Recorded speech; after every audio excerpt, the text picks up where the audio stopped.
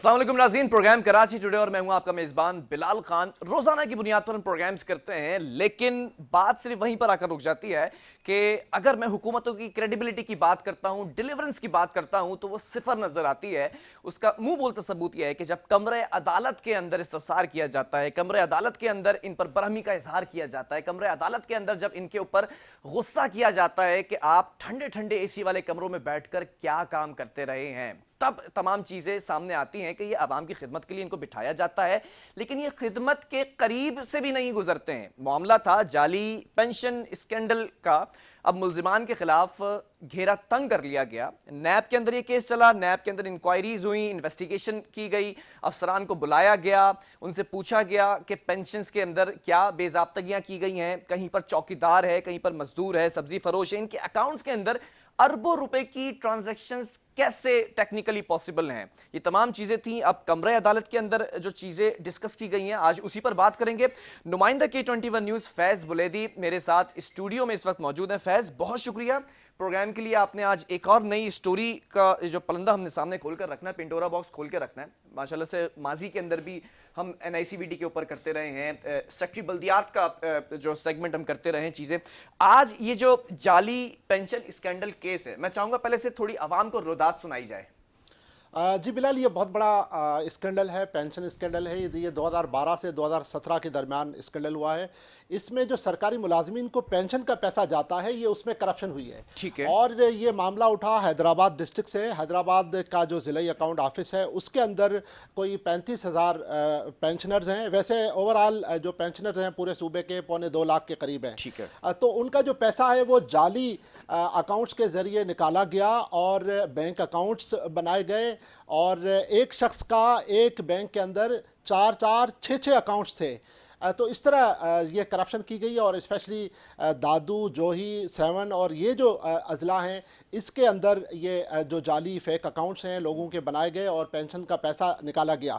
उसके बाद नैब ने कार्रवाई की और नैब ने जो इसका अहम किरदार था डॉक्टर मुश्ताक शेख, जो हैदराबाद डिस्ट्रिक्ट के ज़िला अकाउंट अफसर थे, उनको अरेस्ट किया और इस वक्त भी नैब के पास अरेस्ट है। मगर जैसे ये इंक्वायरी आगे बढ़ी तो उसके बाद अब ये नोटिस जारी किए गए हैं। जो वज़ीर आला सिंध के प्राइवेट सेक्रेटरी हैं, उनका एक भांजा है, भतीजा है, दीगर बहुत सारे अफराद हैं जो जिनको नामजद किया गया है, उनको तफ्तीश के लिए तलब किया जा रहा है। और एक ऐसे भी अफसर हैं जो जिस पर जो इस पूरे स्कैंडल के अहम किरदार हैं, उनको हटाने के बजाय वज़ीर आला सिंध के अपने ज़िले जामशोरों के अंदर उसको ज़िला अकाउंट अफसर के तौर पर मुकर्रर किया गया है। तो मुझे समझ नहीं आता कि एक तरफ अफसरान की पुष्पनाही में उन्हीं के नाक के नीचे ये काम होता रहा है 2012 से 17 की अगर बात कर ली जाए। जी बिल्कुल, ये कोई ये जो अरसा है 12 से 17 के दरमियान, इस अरसे के दौरान ये स्कैंडल हुआ।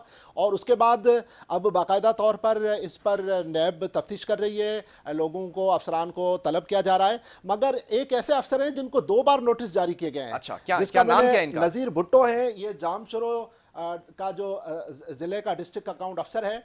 और वज़ीर आला सिंध के अपने ज़िले के अंदर इसको जो ट्रेजरी है वहाँ की, वहाँ का उसको हेड बना दिया है। पूरे ज़िले की जितनी भी सैलरी और नॉन सैलरी जो पेमेंट है जो रिलीज़ होती है, उसका हेड है। उसको 2 बार नोटिस जारी किए गए हैं नैब की जानिब से, मगर ताहाल वो अच्छा, टेक्निकली मैं चाहता हूं, मैं टेक्निकली चाहता हूं कि लोगों को भी ये बात समझ में आए, जो खास तौर पे पेंशनर्स हैं, उनके लिए भी ये इंतहाई मैं समझता हूं कि अफसोसनाक बात है, क्योंकि पेंशन का पैसा इस तरह से करप्शन की नजर किया जा रहा है। इनका क्या, इस शख्स नज़ीर भुट्टो साहब का रोल क्या है कि इस करप्शन के अंदर क्या पॉसिबिलिटीज हैं, काम कर सकते थे? जी, ये उस टाइम के दौरान ये हैदराबाद के अंदर इनकी पोस्टिंग थी जहां पर ये करप्शन हुई है पेंशन के अंदर। ठीक है। इसी वजह से इनको तलब किया गया है नैब ने तफ्तीश के लिए। इनके बयानात कलमबंद किए जा रहे हैं अफसरान के, तो इसी वजह से इनको तलब किया गया है। साथ साथ एक दूसरा नाम मैंने आपको बताया, नवीद बाजारी साहब। ये वज़ीर आला सिंध के जो प्राइवेट सेक्रेटरी हैं सलीम बाजारी साहब, उनके भांजे हैं। अच्छा। और ये इनको भी नैब ने तलब किया है तफ्तीश के लिए। और साथ साथ इस तरह के बहुत सारे अफसरान हैं। मगर एक चीज़ मुझे समझ नहीं आती कि इस एक तरफ तो नैब में ये इतना बड़ा स्कैंडल चल रहा है और नैब इन अफसरान को तफ्तीश के लिए तलब कर रहा है और इसकी तफ्तीश कर रहा है। दूसरी तरफ वो अफसरान के जो इस स्कैंडल के अंदर मुलविस हैं या जिन पर इल्ज़ाम है, जिनको नैब तलब कर रहा है, उन्हीं अफसरान को दोबारा जो है अहम ओहदों पर लगाया जा रहा है, और उन्हीं उन्हीं अफसरान को दोबारा डिस्ट्रिक्ट के अंदर मतलब जो जो है जिला जो डिस्ट्रिक्ट सिंपली अकाउंट सिंपली अफसर अगर ये लगाया कह जा लें रहा है। कि जो लोग अंडर इन्वेस्टिगेशन है वही अहम ओहदों पर भी फाइज हैं। बिल्कुल सही कह रहे हैं आप। और दूसरा ये कि इस हवाले से जो सिंध असम्बली है उसके अंदर भी ये मामला जो तहरीक इंसाफ के रुकन असम्बली हैं खुर्रम खुर्रम शेर जमान, उनकी जानिब से ये मामला उठाया गया था, और फिर उन्होंने बिलाल गफ्फार सवाल, साहब की तरफ से भी आगे गया था ये जी मामला। बिल्कुल, उन्होंने ये सवाल उठाया था कि इस करप्शन के हवाले से सिंध गवर्नमेंट से कि भाई इसका जवाब दें ठीक कि है। इस हवाले से क्या अभी तक मामलात हुए हैं। तो उसमें जो जवाब जमा कराया गया है महकमा फ़नांस की जानिब से, मुझे बड़ा अफसोस है कि महकमा फ़नांस ने उसमें जो अहम मुल्ज़मान हैं, जो अहम किरदार हैं इस सारे स्कैंडल के, उनके नाम हज़फ कर दिए हैं, और सिर्फ 3 से 4 लोगों के नाम दिए हैं। एक डॉक्टर मुश्ताक शेख जिसका मैंने जिक्र किया, और दूसरा मोहम्मद अयाज अबड़ो, ये डिस्ट्रिक्ट अकाउंट अफसर रहे हैं हैदराबाद के अंदर, और तीसरा एहसानुल्लाह अबड़ो जो सब अकाउंटेंट है, और चौथे अली हसन अबड़ो, ये भी ठीक है। सब अकाउंटेंट हैं। इन 4 के नाम दिए हैं। ये सारे ये रिलेटिव्स हैं, जी रिश्तेदार बिल्कुल, हैं सारे? नहीं ये रिश्तेदार नहीं है। मैं बात कर रहा हूं कि जो अहम मुल्जमान है इसके, ठीक है। जो वजीर आला सिंध के ठीक है। प्राइवेट सेक्रेटरी के भांजे अच्छा, हैं, भतीजे हैं, जिनको नोटिस जारी किए गए हैं, जो जा नहीं रहे, और जिनको मुकर्रर किया जा रहा है। Moving forward, let's come on a point कि इनको शेल्टर कौन दे रहा है? महकमा खजाना। जाहिर है आप देखें ना, और महकमा खजाना होल्ड करते हैं, चेयर करते हैं चीफ एग्जीक्यूटिव सिंध, सीएम वजीर आला साहब मुराद अली शाह साहब। बिल्कुल, वजीर आला सिंध मुराद अली शाह साहब के पास महकमा खजाना का जो चार्ज है वो 2010-11 से है। Exactly. और ये जो 2010-11 के बाद जो अपॉइंटमेंट हुई है, ये तकरीबन वही लोग हैं जो इसी टेन्योर के अंदर अपॉइंट हुए, और फिर इस स्कैंडल के अंदर उनका नाम आया, और अब उन्हीं लोगों को अहम ओहदों पर फाइज कर दिया गया है, बजाय इसके, चूंकि वैसे भी एक उसूल है, सुप्रीम कोर्ट के आर्डर हैं ऑलरेडी। सुप्रीम कोर्ट के अंदर इस तरह का जो अभी मामला हुआ था जिसमें सुप्रीम कोर्ट ने आर्डर्स अपने जारी किए थे कि भाई आपने वो लोग जो करप्शन के अंदर इन्वॉल्व हैं, जो जिनके ऊपर करप्शन साबित हो चुकी है, जिनके ऊपर केस और इंक्वायरियां हैं, उनको आपने अहम ओहदों पर बिठाया हुआ है। तो सिंध गवर्नमेंट ने उसकी फहरिस्त भी जमा कराई और फिर कुछ लोगों को हटाया। ठीक है। मगर यहाँ जो ये नैब नहीं के तो कुछ लोगों को हटाया, तो ये कैसे बैठे हुए हैं? ये तो contempt of supreme court, honourable supreme court है। इसलिए कि ये केस इस वक्त सुप्रीम कोर्ट में नहीं है। मैं जनरल बात कर रहा हूँ कि वैसे भी जो अफसर जिसके ऊपर तहकीकात हो रही है, या जो किसी स्कैंडल में अगर किसी का नाम है, तो उसको ओहदे से हटा देना चाहिए। उसूलन तो ये करना चाहिए। एक बंदा जिसने जो है ना लूटमार की, आपने फिर उसी बंदे को उठा के उसी महकमे के अंदर हेड अच्छा, ये टेक्निकली कैसे पॉसिबल है फैज कि मैं एक एम्प्लॉय हूं और मैं रिटायर्ड हो जाता हूं, तो फिर मैं पेंशन याफ्ता ऑब्वियसली सर्टिफाइड हो जाऊंगा, मेरा ही अकाउंट होता है जब मैं सैलरी ले रहा होता हूं ड्यूरिंग अपने टाइम पीरियड जब मेरी सर्विस होती है, तो उसी अकाउंट को आगे परसू किया जाता है कि अब ये पेंशनर बन गया है। तो ये जाली अकाउंट्स कैसे बनाए जाते हैं? जैसे आपने मुझे बताया कि एक ही बंदे के नाम पर 3-3, 4-4 अकाउंट्स हैं। ठीक है। अच्छा, पहले ये था कि मैनुअल सिस्टम था, ठीक है, PLA जिसको कहते हैं। अच्छा, उसमें ये होता था कि आप जितनी भी पेमेंट निकालते थे, वो आप वहीं का जो बंदा होता था अकाउंट अफसर, वही ऑडिटर होता था, वो स्टैम्प मार के वहीं जो पेमेंट होती थी वो रिलीज़ कर देता था। तो अच्छा, दूसरा उसके अंदर ये होता था कि जो पेंशन का पैसा है, या जो सैलरीज की मद में पैसा है, या जो पेट्रोल फ्यूल की मद में पैसा आता है, तो उस किसी भी पैसे में से आप किसी भी शख्स को पेमेंट रिलीज कर सकते हैं। ठीक है। उस टाइम ये था क्योंकि मैनुअल सिस्टम था। मगर उसके बाद 2017 में ये कंप्यूटराइज हो गया, असाइनमेंट अकाउंट आ गए, तो अब ये चीज़ नहीं हो सकती। मगर ये पिछले दौर में जो चीज़ हुई है, उसके अंदर ये जो 2 अरब 29 करोड़ का जो स्कैंडल सामने आया है, और जिसमें नैब ने तकरीबन 122 जो मुल्ज़मान हैं उनको नोटिस जारी किए हैं और उनके बयानात कलमबंद किए जा रहे हैं। अच्छा, जो असम्बली के अंदर महकमा फाइनेंस ने जो रिपोर्ट जमा कराई है, उसके अंदर 2 अरब 29 करोड़ का जिक्र किया है कि 2 अरब 29 करोड़ का ये स्कैंडल है, और 4 मुल्ज़मान के नाम दिए हैं। वो मुल्ज़मान जिनमें से 2 मुल्ज़मान वो हैं जो ऑलरेडी नैब हिरासत में हैं, नैब के पास गिरफ्तार हैं।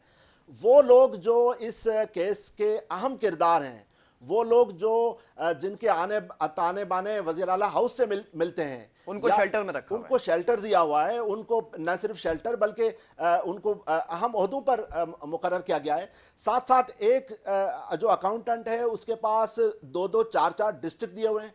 अगर एक बंदा बदीन डिस्ट्रिक्ट के अंदर मुकर्रर है तो उसको थरपारकर भी दिया हुआ है, उसको सिजावल भी दिया हुआ है, नहीं तो फैज उसको ऐसा ठट्टा ऐसा भी दिया ऐसा हुआ है। ऐसा भी तो एक हो सकता है अगर हम थोड़ा सा ऑफेंसिव हो रहे हैं, लेकिन ऐसा भी तो हो सकता है हमारी मासूम सिंध सरकार, क्या पता उसको नहीं मालूम हो। बिलाल मासूम है साहब, ना, मैं मासूम है, हो आप सकता कह है। सकते हैं, आप कह सकते हैं कि वजीर आला साहब मसरूफ तरीन आदमी है, अच्छा दूसरा पूरा इसके अंदर, सूबे की क़यादत करते हैं, अच्छा क्या पता उनके पास नहीं गई हुई खबर। अच्छा दूसरा दूसरा इसके अंदर एक अहम चीज़ बड़ी जो है ना, नैब जिस पर तफ्तीश कर रहा है, बड़ा अहम मामला है, वो जी ये है कि ये लोग के जो इस स्कैंडल के अंदर नामजद मुल्ज़मान हैं, जी जिनको तफ्तीश के लिए तलब किया जा रहा है, उनके असासे भी चेक किए जा रहे हैं। और हमारी इतलात के मुताबिक कोई 11 अजला हैं सूबे के, उनके जो मुतल्लिक़ अफसरान हैं, उनको लेटर्स जारी किए गए हैं और उनके असासे और उनकी तफसीलात हासिल की जा रही हैं। इसके अंदर जो एक 14 ग्रेड का अफसर है और जो 15 ग्रेड का अफसर है, असिस्टेंट अकाउंटेंट जो है, उसकी आप प्रॉपर्टी चेक करें, उसकी ज़रई ज़मीन, उसके प्लॉट्स, उसके उसके फ्लैट्स, और उसकी वो अरबपति बन गया है। नहीं तो 14 और ग्रेड के अफसर की पर एनम पर ईयर तनख्वाह क्या होती है अंदाजन, ज़्यादा से एवरेज? ज़्यादा उसकी तनख्वाह होगी 70-80 हज़ार, इससे ऊपर तो नहीं होगी। अच्छा। ज़्यादा से ज़्यादा 70-80 हज़ार होगी। और उसकी जो प्रॉपर्टी है वो आप चेक करें कि अरबों में है, और उसकी तनख्वाह देखें कि तो हज़ारों में है। हो सकता है साईं सरकार ने तोहफे में दी हो इन अफसरान को, अच्छा काम कर रहे हैं। हाँ, ये तो हो साईं सकता सरकारी है, बताएंगे कि चलें। ये अच्छा। दूसरा दूसरा ये जी, है कि इस वक्त ये बड़ा अहम केस है जिसकी नैब तफ्तीश कर रहा है। इसके अंदर इन नैब की तमाम, फाइंडिंग्स कहां तक पहुंची हैं, कोई कंक्लूजन निकला है इस पर कि ये फाइंडिंग्स कि इतनी करप्शन हुई है? उसके अंदर नैब ने जो तफ्तीश की है, पहले तो ये मीडिया के अंदर रिपोर्ट हो रहा था ना कि भाई 2 खरब रुपए की करप्शन हुई है। ठीक है। मगर उसके बाद हमने इस चीज़ को ब्रेक भी किया था अपने चैनल पे, हमने बताया था कि 2 खरब नहीं है, 2 अरब 29 करोड़ का ये स्कैंडल ठीक है, है। और ये खुर्द-बुर्द किया गया है पैसा। तो उसके बाद बाकायदा तौर पर महकमा फाइनेंस का भी जवाब आ गया, जो तो क्या सिविल लगता है असम्बली में आपको कि जमा कराया गया। नैब नैब जो है वो क्या वजीर आला साहब के गिर्द भी घेरा तंग करेगी इन बिल्कुल फ्यूचर? बिल्कुल इसके अंदर क्योंकि मिनिस्टर फाइनेंस तो ऑब्वियसली यही है ना। बिल्कुल, चूंकि महकमा ख़जाना जो है वो गुज़श्ता 5 से 8-10 साल तक वज़ीर आला सिंध के पास रहा सेक्रेटरी है। खजाना का क्या रोल है इसमें? सेक्रेटरी ख़जाना जो है वो ऑलरेडी प्ली बार्गिन कर चुके हैं, अच्छा। और वो जो है उसके ऊपर करप्शन के इल्ज़ामात हैं, और उसके बावजूद उनको सेक्रेटरी ख़जाना लगाया हुआ है। ठीक है। उसके बावजूद के एक इतना बड़ा स्कैंडल चल रहा है, पेंशन स्कैंडल, और आपने जो अफसरान का तकर्रुर किया है, वो अफसरान के जो ऑलरेडी केस के अंदर हैं, जिनके ऊपर तहकीकात हो रही हैं, उनको आपने अहम ओहदों चलें पर बराजमान किया हुआ है। चलें, बहुत शुक्रिया फैज़ बुलैदी, आपने इस स्टोरी को ब्रेक किया। नाज़रीन, मैं थोड़ा सा कंक्लूजन की तरफ जाऊंगा, उसके बाद फिर ब्रेक लूंगा कि ये जो मामलात हैं, जिन अफसरान के ऊपर इन्वेस्टिगेशन चल रही है, जिनके ऊपर करप्शन के केसेस इस वक्त बने हुए हैं, वो कैसे अहम ओहदों पर फाइज हैं। ये कंटेम्प्ट ऑफ सुप्रीम कोर्ट के ऑर्डर्स के जुमरे में आता है, लेकिन साईं सरकार नवाजने पर आती है तो नवाजती चली जाती है। कहीं पर ज़मीनें निकल कर आ जाती हैं इन अफसरान के खाते के अंदर, कहीं पर इनके असासाजात, इनकी पर एनम अगर तनख्वाह की बात करें तो उससे कई गुना ज़्यादा होते हैं। कहीं पर इनकी जो पोस्टिंग्स होती हैं वो जाली नज़र आती हैं। कहीं पर अगर बात की जाती है इनके रिश्तेदारों के हवाले से तो वो भी उसी डिपार्टमेंट के अंदर मौजूद होते हैं। कैसे साईं सरकार क्या कर रही है, कोई रूल ऑफ लॉ है, कोई ब्यूरोक्रेसी का निज़ाम चलता नज़र आ रहा है, या फिर आवे का आवा बिगड़ा हुआ है, ये मुझे कहना पड़ेगा। वक्फा लेंगे और इस स्टोरी का फॉलोअप भी आपको 1-2 दिन के अंदर सामने रख के दिखाएंगे। वक्फे के बाद एक और स्टोरी, उस पर भी बात करेंगे।